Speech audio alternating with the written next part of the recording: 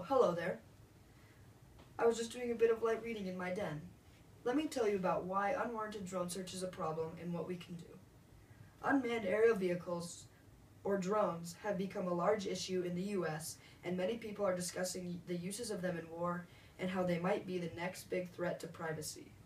According to the market analysis firm, there will be almost 2.3 million drones in America's airspace by 2020.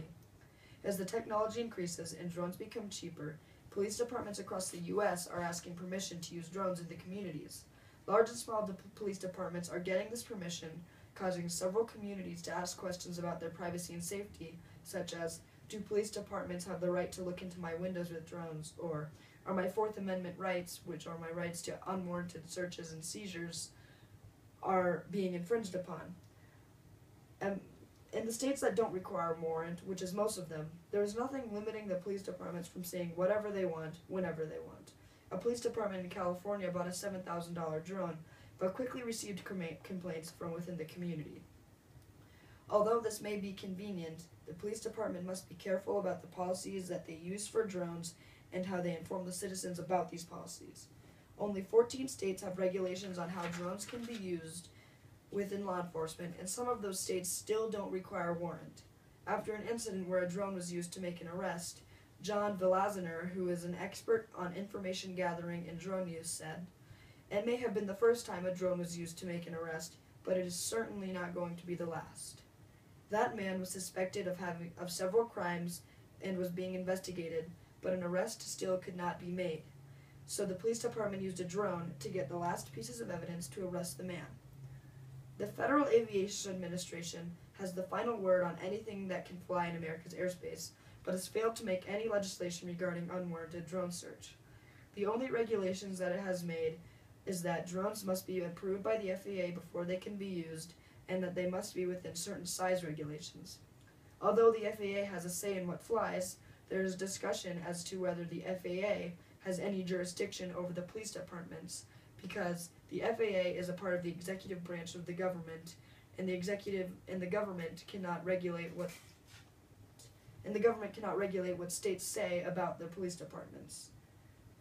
As for the FAA's legislation, they only talk about safety of the citizens and not the privacy of the citizens. Another part of the executive branch is the Department of Justice. The Department of Justice's Privacy Act makes sure that that any unauthorized disclosure of information gathered about a person imposes upon their civil liberties, and the police department will be punished. Although this legislation provides some protection from privacy, there is still work that needs to be done. The legislation has a lot of room for interpretation because it is very broad.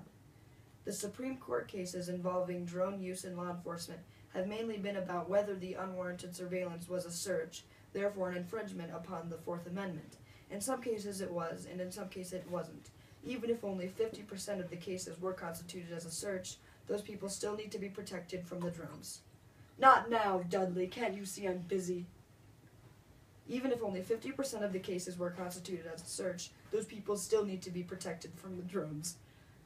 Many effects of the lack of decisiveness of the legislation are that many Americans are expressing worry and have many questions regarding their safety and privacy.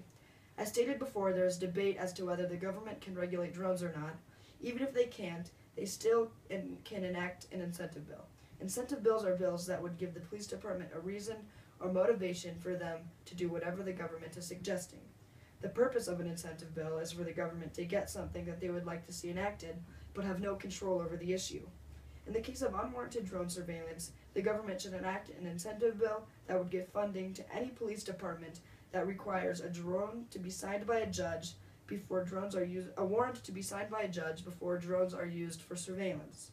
This bill is a necessary change because without it, Americans' privacy will continue to be infringed upon, and the police will be able to see anything that they want without being penalized for it.